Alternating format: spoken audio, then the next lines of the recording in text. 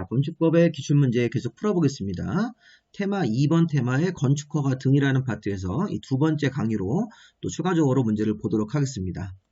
자, 일단은 사용승인 문제가 나왔는데 건축법령상 사용승인에 관한 설명이다. 옳은 것은 건축주가 공사 완료 후 건축물을 사용하려면 건축공사 완료 이전에 감리자에게 건물 전체에 대해서 사용승인을 신청해야 된다. 이거 안 맞죠, 당연히. 공사 완료 후, 전체 건물 공사를 완료한 후 허가권자한테 건물 전체에 대해서 사용승인을 신청하는 게 원칙입니다.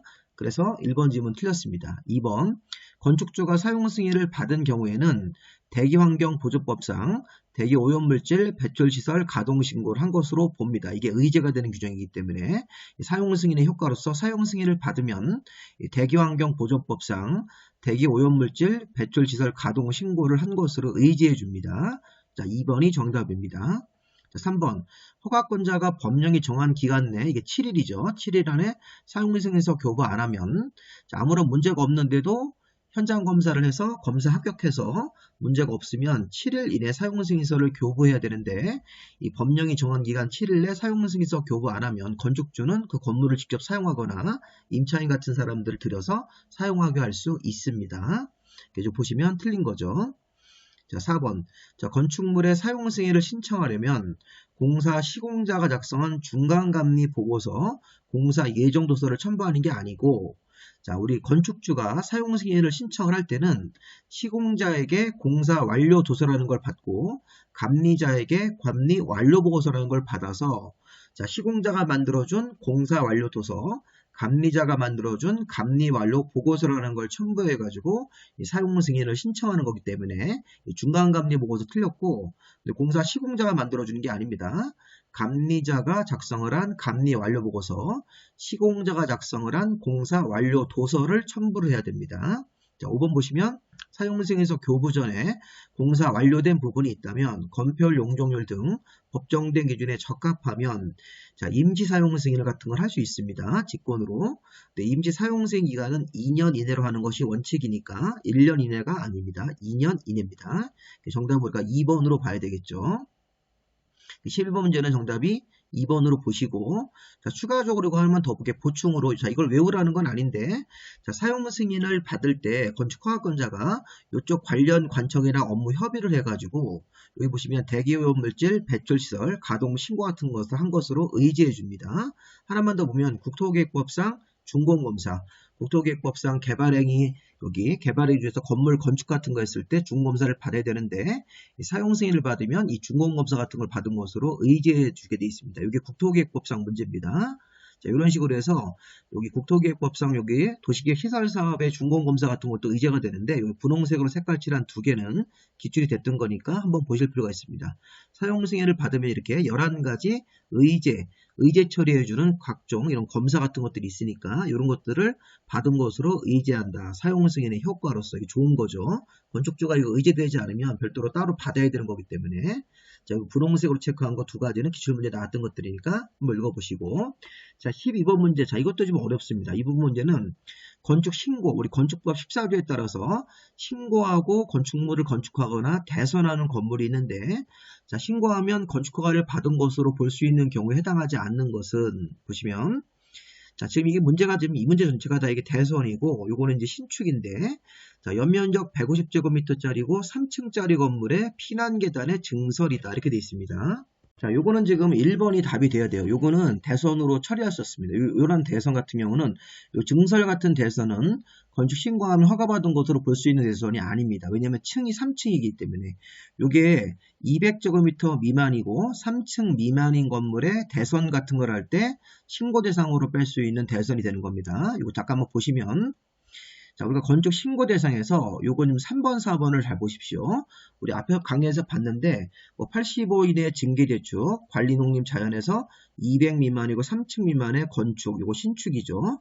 요것도 신축입니다. 관리농림 자연이 아닌 도시적에서는 100제곱미터 이하까지의 신축은 신고 대상으로 처리할 수 있다. 문제는 요 3번하고 4번인데 여기 건축물의 대선이 있습니다. 대선.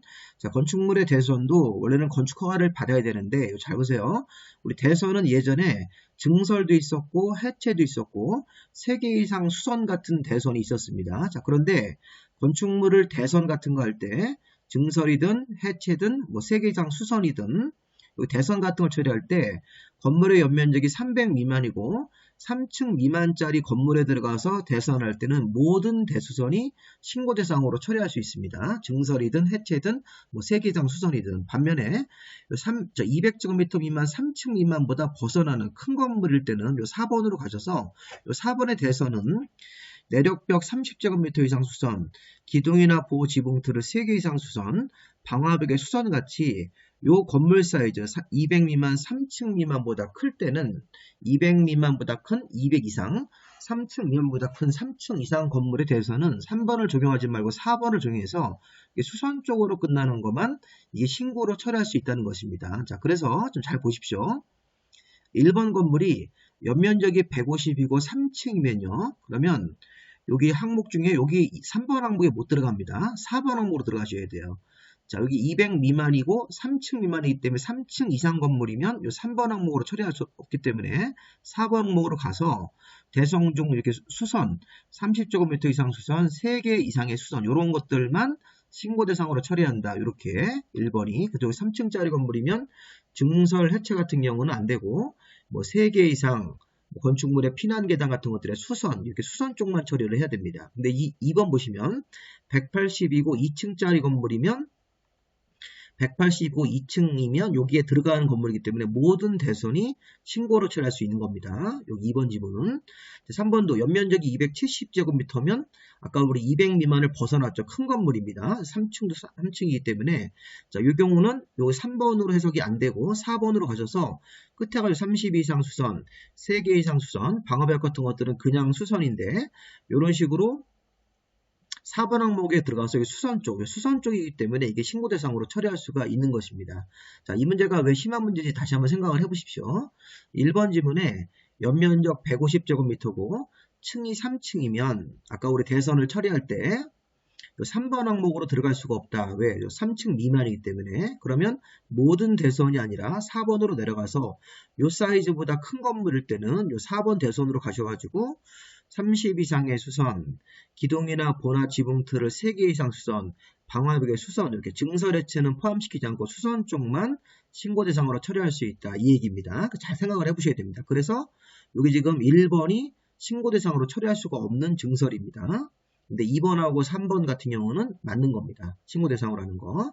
자, 4번 같은 경우도 1층의 바닥 면적이 50이고 2층 바닥 면적 30이면 두 개를 합쳐서 연면적이 80제곱미터이기 때문에 80제곱미터면 요게 아까 우리 여기 들어간 겁니다. 여기 연면적의 합계가 100제곱미터 이하에 들어가는 건물을 보기 때문에 이런 신축은 신고 대상으로 처리할 수 있고 이것도 마찬가지입니다. 5번도 바닥 면적이 100제곱미터 이하의 단층짜리 건물이면 이거 100제곱미터니까 100제곱미터 이하에 들어가는 건물로 봐야 되기 때문에 이것도 신고 대상으로 맞는 겁니다. 자, 지금 3, 4번하고 5번을 가지고 이 문제를 낸 거니까 잘 보시고 정답은 1번으로 처리해 보시면 됩니다. 이 문제가 이제 어려운 문제로 봐야 됩니다. 자, 그래서 요 대선 같은 경우가 증설도 있고 뭐 수선도 있고 그런데 요 3번 같은 경우는 신고 대상으로 뺄 수가 없습니다. 자, 13번 문제. 자, 사전 결정의 효과 확인 문제입니다. 자, 우리 사전 결정은 건축주가 건축허가권자한테 건축허가를 신청하기 전에 먼저 건축허가가 나오는지 여부, 허가 규모 같은 것들에 대해서 예비심사를 받는 사전결정인데 자, 사전결정 통지를 받으면 사전결정 통지 효과로서 국토계획법상 개발행허가, 산지관리법상 산지전용허가라든가 뭐 일시사용허가 같은 거, 농지전용허가 이런 것들을 같이 받은 것으로 보는데 자, 중요한 게 이겁니다. 국토계획법상 개발행허가를 받은 것으로 본다. 사전결정 통지 받으면. 두 번째, 산지관리법상 도시지역 안에서 보전산지. 자, 우리 보전산지는 도시지역에서만 이런 허가 같은 걸 받은 것으로 보는 거죠. 디귿번 같은 경우는 농림지역에서 보전산지 전용 허가는 받은 것으로 볼 수가 없습니다. 항상 이 보전산지가 나왔을 때는 이 산지관리법상 산지 전용 허가나 산지 전용 일시사용 허가 뭐 이런 것들이 있는데 이런 걸 받은 것으로 볼 때, 자, 보전산지는 도시지역에서만 허가받는 것으로 보고 관리농림 자연은 인정하지 않습니다. 의제로. 자, 농지법상 농지전용 허가라든가 신고 같은 것도 받은 것으로 보는 거니까 4번 항목이 틀렸습니다. 4번. 자, 4번 항목 여기 보시면 요 세 번째 항목은 틀렸죠. 디귿번은 틀리고 기역, 니은, 리을. 자, 기역, 니을, 리을 요거만 이 사전 결정을 받았을 때 받은 효과로서 의제되는 효과로서 맞는 것으로 봐야 되겠습니다. 정답이 2번입니다. 이 문제는 뒤에 또 나옵니다. 이것도 보통 설명 드리면 사전 결정을 받으면 건축주가 사전 결정 통지 받으면 의제되는 규정이 국토기획법상 개발행 허가, 농지법상 농지조정 허가라든가 신고 이런 거, 산지관리법상 산지조정 허가나 신고, 일시사용 허가 같은 것들이 있는데 이 산지에 대해서 보전산지는 도시지역에서만 의제가 적용되기 때문에 이거 가지고 문제를 푼 겁니다. 하천 점용허가 이런 것들도 사전 결정 통지 받으면 받은 것으로 의제된다. 그래서 건축주한테 좋은 거죠. 이런 것들을 같이 받은 것으로 의지해 주기 때문에. 자, 그 다음에 14번 문제. 자, 이 문제도 이제 혼합 문제인데, 이게 용도 변경을 하면서 여러 가지 혼합 문제가 있습니다. 이것도 좀 어려운 문제로 봐야 됩니다. 자, 보시면, 자, 갑이라는 사람이 A도 B군에서 숙박서를 사용 승인 받아가지고 쓰다가 3,000제곱미터 정도의 숙박서 같은 경우를 용도를 변경하고자 한다. 자, 그러면 건축법상 이에 관한 설명으로 틀린 것은 자, 숙박서를 의료시설로 변경할 때는 하위구도로 내려가는 거기 때문에 용도 변경 신고사항이 맞습니다. 자, 숙박서를 종교시설로 변경하는 경우에는 용도 변경 허가 상위구도로 이동하는 거기 때문에 자, 그런데 숙박설의 아까 우리 그 면적 중에서 3,000제곱미터 중에서 1,000제곱미터 부분에 대해서 업무용으로 바꾸겠다. 이렇게 용도 변경한다는 얘기죠. 숙박설이 3,000제곱미터짜리 바닥 면적 합계가 연면적이 있었는데 자, 지금 바닥 면적 합계 연면적 3,000제곱미터 중 1,000제곱미터를 업무 용도로 변경할 때는 용도 변경 신고 사항인데 자, 이게 사용 승인을 받지 않아도 된다 이렇게 되어 있습니다. 이게 무슨 얘기냐면 우리 예전에 용도 변경을 할 때 허가나 신고 대상으로 허가 대상이든 신고 대상이든 용도 변경 면적이 100제곱미터 이상이면 사용 승인 규정을 준용을 해서 사용 승인을 받아야 되죠. 자, 100제곱미터 이상이면 사용 승인을 받아야 되는데 1000제곱미터 부분이 업무용으로 숙박설이 업무용으로 바뀔 때 1000제곱미터 이상으로 바뀌니까 이거는 사용 승인을 받아야 됩니다. 이거 100제곱미터 이상 1000제곱미터이기 때문에 사용 승인을 받아야 되는 거죠. 나중에 용도 변경을 찾아보시면 용도 변경 면적이 100제곱미터 이상 허가 대상 및 신고 대상으로 허가든 신고든 용도 변경 허가든 신고든 용도 변경 면적이 100제곱미터 이상이면 사용 승인을 받아야 되기 때문에 1000제곱미터만 받지 않는다. 이게 틀린 겁니다. 자, 4번 A도지사는 도시계획에 필요하다고 인정이 되면 B군수의 용도 변경 허가를 제한할 수 있습니다. 자, 이게 뭐냐면 용도 변경을 할 때 이 건축 허가의 제한 규정을 준용할 수 있습니다. 우리 저기 건축법에서 건축 허가권자의 허가를 제한할 수 있다 이런 게 있었죠. 국토부 장관이 제한할 수도 있고 시도지사가 제한할 수 있습니다. 자, 이때 용도 변경 규정이 건축 허가 제한을 준용할 수 있으므로 자, 용도 변경 같은 허가도 도지사가 용도 변경 군수의 용도 변경을 내주지 말라고 허가를 제한할 수도 있습니다. 그리고 여기 5번 같은 경우도 국토부령에 보면 이 판매설과 위락설 같은 복수 용도로 숙박설을 판매나 위락설 이렇게 복수 형태의 용도로 변경을 하려면 건축위원회 심의를 거쳐서 이를 허용할 수도 있습니다. 그래서 지금 여기 4번하고 5번 지문 같은 경우는 굉장히 어렵습니다. 이건 준용 규정이고 복수 용도로 용도 변경 허가 신청이 들어왔을 때는 건축위원회, 지방건축위원회 심의를 거쳐서 이를 허용할 수 있다고 국토교통부령에 써 있습니다. 자, 써 있으니까 우리 이런 거는 기본서에 안 나오는 지문입니다. 이 5번 같은 경우는 시중에는 기본서에 안 나오는 좀 세부 지문 국토부령을 낸 거고 그리고 의제 규정도 여기 보시면 도지사가 용도 변경에 대해서도 제한할 수 있다도 우리 기본서에 없습니다. 이런 거 없는 건데 법조문을 찾아보시면 이런 조문들이 있으니까 정답을 일단은 우리 3번 요거는 틀렸어요. 4번, 5번은 맞는 지문으로 일단 봐야 됩니다. 예, 정답이 3번으로 보시는 게 맞겠습니다. 100제곱미터 이상이면 사용 승인을 받아야 된다고. 그래서 이 문제가 용도 변경 종합 문제로서 숙박설이 의료시설로 바뀔 때는 하위군으로 내려가는 거기 때문에 신고, 숙박설이 종교시설로 변경할 때는 상위군으로 올라가는 거니까 이거는 허가, 용도 변경 허가 받는 거고. 자, 숙박설 3,000제곱미터 중에서 1,000제곱미터를 용도 변경을 업무시설로 한다. 그러면 용도 변경 면적이 100제곱미터 이상이기 때문에 용도 변경을 신고하고 하면 되는 거죠. 업무로 바뀔 때는 사용 승인을 받아야 된답니다. 정답이 3번입니다. 자, 15번 문제는 건축허가를 또 종합 문제로 낸 건데, 자, 갑이라는 사람이 요즘에 최근에 이런 형태의 문제가 좀 많이 나오는데, 자, A광역시 B9에서 20층짜리 건물을 연면적 5만 제곱미터죠. 20층이고 연면적이 합계가 5만 제곱미터인 허가 대상 건물을 신축한다. 그러니까 20층짜리고 연면적이 합계가 5만 제곱미터인 건축물을 신축할 때 틀린 것은 자, 일단은 건축 허가를 받을 때 비구청장한테 받는 게 맞나요? 맞습니다.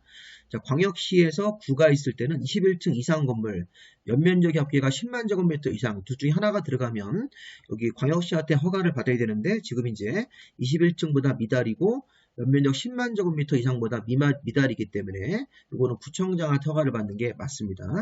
자, 2번 보시면 자, 갑이 건축허가를 받으면 건축허가의 효과로서 자, 우리 건축허가를 받으면 23가지 인허가 의제사항이 있습니다. 이때 옹벽 같은 공작물 축조 신고를 한 것으로 간주합니다. 간주하기 때문에 요즘 보시면 2번 지문에 갑이 건축허가를 비구청장한테 받으면 23가지 같이 받는 인허가 의제사항이 있다. 그 중에 건축법상 공작물 축조신고를 받은 것으로 의지하기 때문에 공작물 축조신고 옹벽 설치를 위해서 축조신고를 할 필요가 없습니다.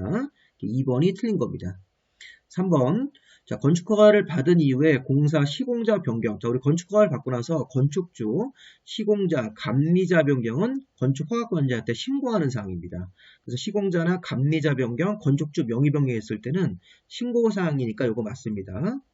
자, 갑은 건축허가를 받은 경우에도 광역시장이 자, 건축허가를 받고 나서 광역시장이 지역계획상 필요하다고 인정을 하면 착공을 제한할 수 있죠. 우리 건축허가권자가 허가를 내줬는데 건축허가도 제한할 수 있고 착공도 제한할 수 있는 규정이 있으므로 착공 제한할 수 있다. 이것도 맞습니다. 그래서 우리가 이 광역시장 같은 시도지사는 건축허가나 착공을 제한할 수 있으니까요.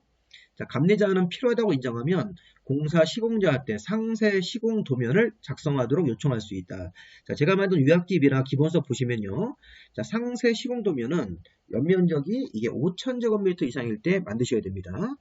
기본적으로 연면적의 합계가 5,000제곱미터 이상인지 확인해 보셔야 돼요. 자, 연면적 합계가 5만 제곱미터이기 때문에 5,000제곱미터 이상이니까 상세 시공도면을 만들어야 되는 거죠. 그래도 이 15문제도 요즘에 최근에 이렇게 건축허가를 단순하게 한 파트만 안 물어보고 종합적으로 물어보는 문제입니다.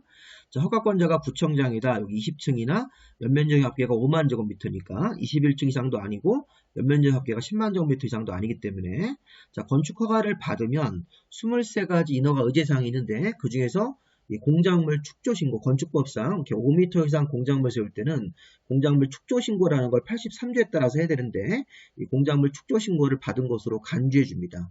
자, 세 번째, 공사 시공자를 변경하는 것은 신고사항이다. 그래서 건축주, 공사 감리자, 시공자가 변경됐을 때는 허가권자한테 가서 변경 허가를 받는 게 아니라 신고만 하면 됩니다. 그리고 착공의 제한 규정, 그 다음에 상세 시공도면을 감리자가 시공자한테 요청하는 건물은 연면적 합계가 5,000제곱미터 이상이니까 아까 문제에서 5만이라고 나왔기 때문에 상세 시공도면을 작성하도록 요청할 수 있다. 맞는 겁니다. 정답이 2번이 틀렸습니다. 자, 16번 문제.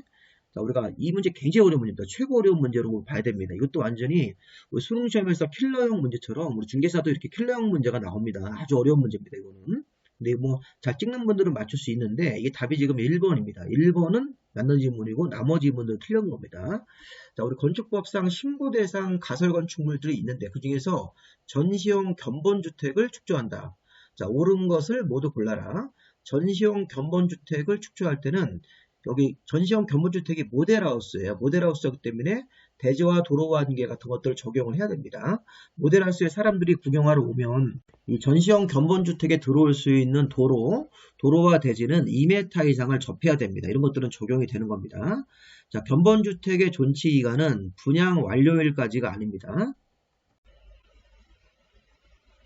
자, 신고대상 가설건축물, 견본주택도 신고대상 가설건물이기 때문에 기본적으로 존치기간은 3년 이내로 하시는 걸 원칙으로 합니다. 물론 이제 연장을 할 수 있지만 분양 완료일까지라는 말은 적용되지 않습니다. 견본주택이 2층 이상일 때 감리자 지정 규정을 적용하지 않습니다. 이 지금 견본주택을 축조할 때는 감리자 규정을 적용하지 않기 때문에 이건 틀린 겁니다. 정답을 기억으로 봐야 되는데 자, 이게 지금 정답이 1번입니다. 1번만 기억번 맞고 나머지 틀린 지문인데 이 문제 핵심은 이겁니다.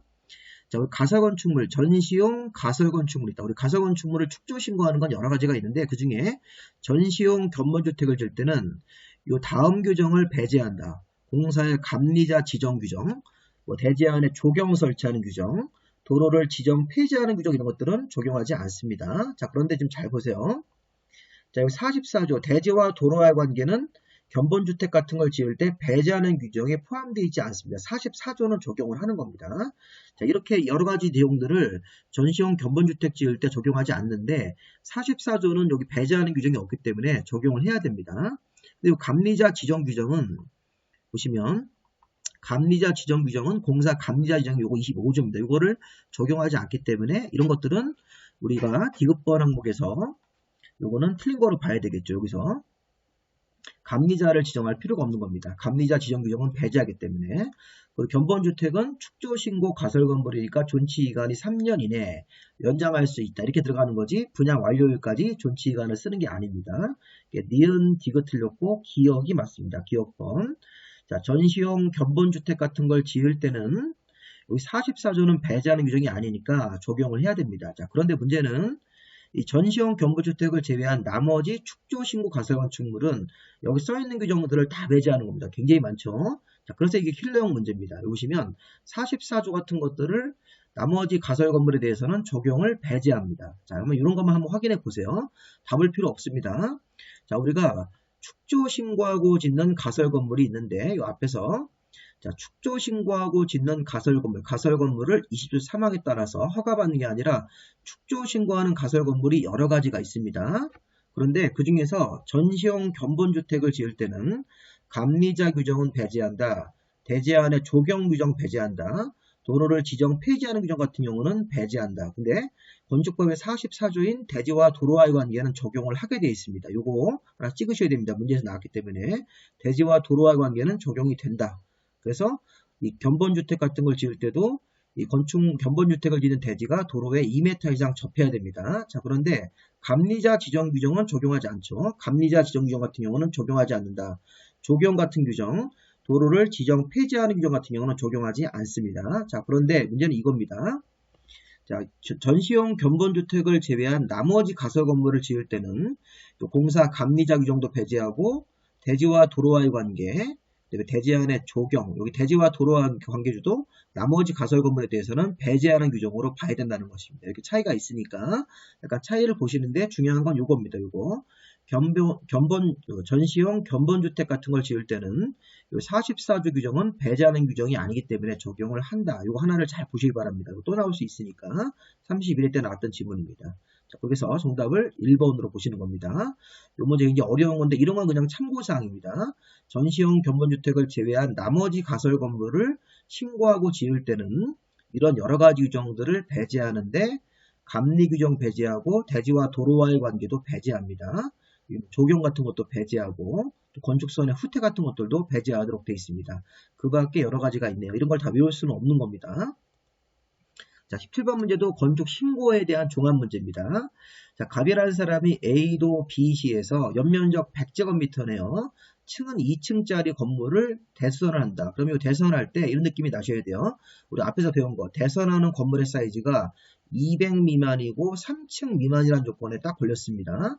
자, 200 미만이고 3층 미만 두 개 다 모두 맞는 건물을 대선하기 때문에 이거는 모든 대선이 신고하면 허가받은 것으로 간주할 수 있는 건물이 되는 겁니다. 자, 옳은 걸 찾는 건데, 자, B 시장한테 건축 신고만 하면 허가받은 것으로 볼 수 있는 신고 대상 대선으로 봐야 되는 거죠. 200 미만, 3층 미만에 들어가는 사이즈이기 때문에 그래서 1번이 맞는 지문으로 봐야 됩니다.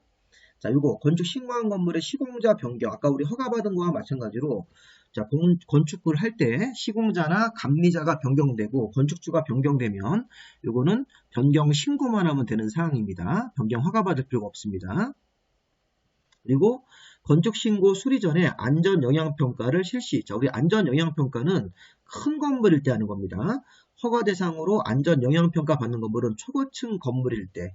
자, 초고층 건물이 있고 또 하나는 연면적 10만 제곱미터 이상이며 16층 이상이 두 개가 모두 맞아야 돼요. 자, 안전영향평가는 허가받은 건물이면서 허가받은 건물에 건축허가를 하기 전에 안전영향평가 실시하는 건물이 초고층 건물일 때입니다. 초고층 건물의 안전영향평가 같은 것들을 해야 되고 또 16층 이상이고 연면적이 10만 제곱미터 이상 이 두 가지가 모두 맞는 건물이면 건축허가하기 전에 건축주가 안전영향평가를 해야 된다. 근데 이 건물은 지금 100제곱미터 밖에 안 되고 2층밖에 안 되기 때문에 당연히 안전영향평가 대상이 아닙니다. 안전영향평가 대상은 초고층 건물일 때 받는 거고 안전영향평가는 연면적 10만 제곱미터 이상이고 16층 이상 조건이 모두 맞는 건물이 안전영향평가를 받는 것이라고 생각해야 되겠습니다. 자, 건축 신고한 사람은 1년 안에 공사 착수하면 신고효력이 없어지는 거니까 6개월 틀렸죠. 건축 신고한 자는 신고일로부터 1년 안에 공사 착수 안 하면 신고효력이 없어지는 거죠. 자, 5번.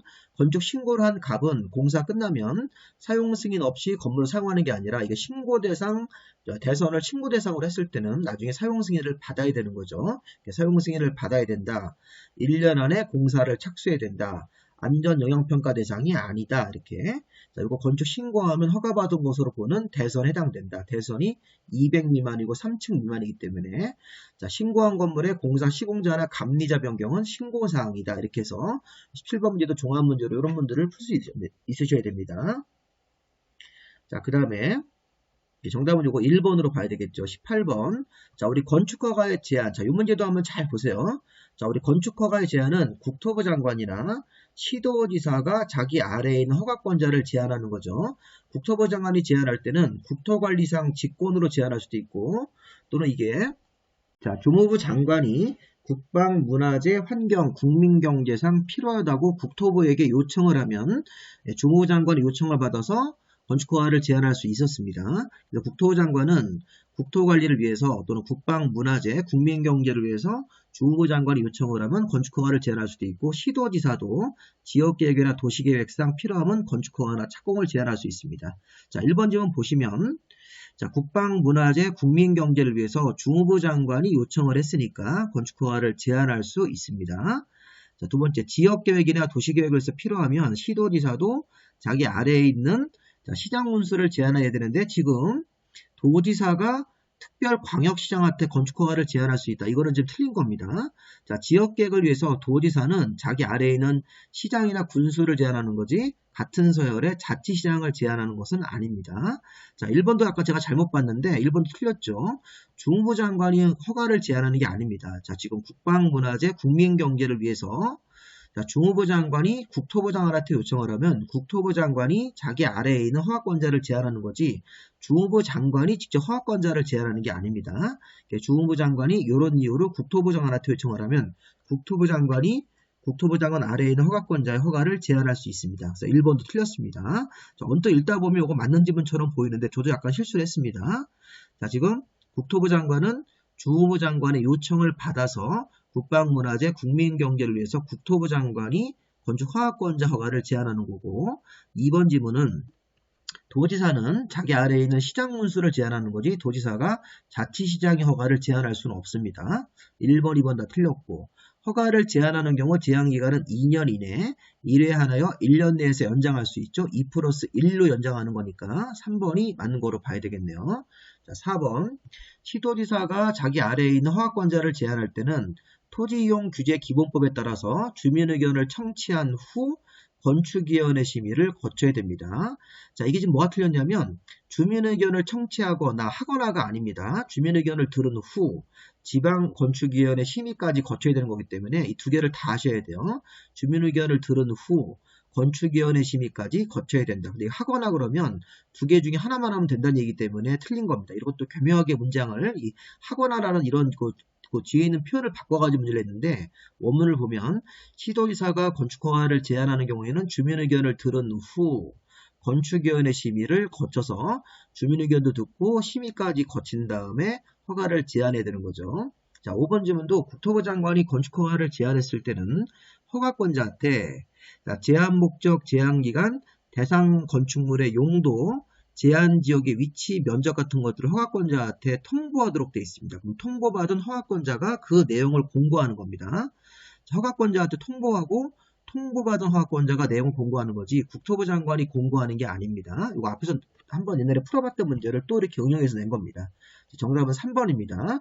이 문제 우리 건축허가 제한 문제인데 은근히 어렵습니다. 이 문제가. 자, 18번의 건축허가 제한권자는 국토부 장관하고 시도지사이기 때문에 주무부 장관이 이런 목적을 가지고 허가권자를 직접 제한할 수는 없고, 주무부 장관이 이런 목적을 위해서 국토부 장관한테 요청을 했을 때 국토부 장관이 허가권자 허가나 착공을 제한하는 거죠. 자, 도지사가 제한할 때는 자기 아래에 있는 시장문수를 제한하는 겁니다. 자, 3번이 맞죠. 허가 제한기간 처음에 2년 이내 1회 하나여 1년 내에서 연장할 수 있다. 제한기간을. 자, 시도지사가 건축허가를 제한할 때는 주민 의견을 들은 후 건축위원회 심의까지 두 개를 다 해야 됩니다. 하거나가 아닙니다. 국토부 장관이 건축허가를 제한했을 때는 제한 목적, 제한 기간, 제한 대상, 위치, 면적 같은 것들에 대해서 허가권자한테 통보하고 통보받은 허가권자가 그 내용을 공고하는 겁니다. 이 공고를 국토부 장관이 하는 게 아니라 통보받은 허가권자가 그 내용을 공고하도록 되어 있으니까 정답은 3번. 자, 19번 문제. 건축허가 및 건축신고를 혼합한 문제. 우리 11조 건축허가 받는 규정하고 14조 건축신고 규정을 혼합한 문제입니다. 자, 수질보를 위해서 도지사가 공고한 구역에서는 시장문수가 3층짜리 관광호텔을 건축을 허가하기 전에 도지사한테 사전 승인 받는 거여야 된다. 이게 맞죠? 자, 사전 승인 기억나십니까? 자, 우리 사전 승인은 21층 이상 건물, 연면적의 합계가 10만 제곱미터 이상 건물 같은 게 대표입니다. 단 공장 창고는 제외하고. 자, 그런데 이런 게 있었어요. 자연환경이나 수질보를 위해서 도지사가 공고한 구역은 연면적이 1000제곱미터 이상이든 또는 3층짜리 이상 건물로서 5가지 건물이 있었어요. 3층짜리 건물로 일반 음식점, 일반 업무시설, 위락시설, 숙박시설, 그 다음에 공동주택 같은 거 지을 때 사전 승인 받는 거니까 3층짜리 관광호텔이면 숙박시설이 들어가기 때문에 사전 승인 받는 건물이 맞습니다. 자, 2번 문제는 이건 건축허가의 거부입니다. 우리가 위락이나 숙박시설 같은 걸 건축물을 건축할 때 그 건축물의 용도나 규모, 형태가 주거나 교육 환경이 안 맞으면 건축위원회 심의를 거쳐서 허가권자 허가를 거부할 수 있죠. 자, 위락이나 숙박시설은 교육 환경이나 주거 환경이 안 맞으면 건축법 관련 조항이 모두 맞더라도 설계 도면이 건축위원회 심의를 거쳐서 교육 환경 때문에 건축허가를 거부할 수도 있습니다. 허가하지 아니할 수 있습니다. 2번 지문은 건축허가의 거부입니다.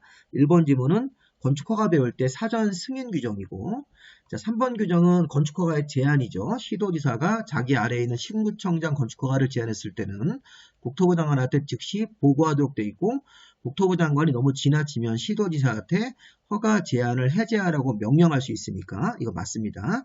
시도지사가 신구청장 건축허가를 제한했을 때는 국토부 장관한테 보고하도록 되어 있다. 보고받은 국토부 장관은 너무 지나치면 시도지사한테 허가 제한을 해제하라고 명령할 수 있습니다. 4번 연면적이 180이고 층이 2층짜리 건물에 들어가서 대선 같은 거 할 때는 모든 대선이 200 미만, 3층 미만의 두 개에 모두 맞기 때문에 모든 대선이 건축 신고로 처리할 수 있다. 요즘은 또 나왔죠. 200 미만, 3층 미만짜리 건물에 들어가서 대선할 때는 증설이든 해체든 3개 이상 수선이든 모든 대선이 신고 대상으로 처리할 수 있는 것입니다. 자, 건축 신고한 자는 아까 1년 안에 공사 착수 안 하면 신고 이력이 없어지는 거니까 앞에 문제 나왔던 질문이 또 나왔죠. 이거 6개월이 아니라 1년 안에 공사 착수 안 하면 신고 이력이 없어지는 거니까 정답이 5번으로 봐야 되겠네요. 이 질문은 이렇게 어려운 질문들이 중간에 섞여 있지만 5번에서 답을 쉽게 찾을 수 있으셔야 됩니다. 자, 20번 문제.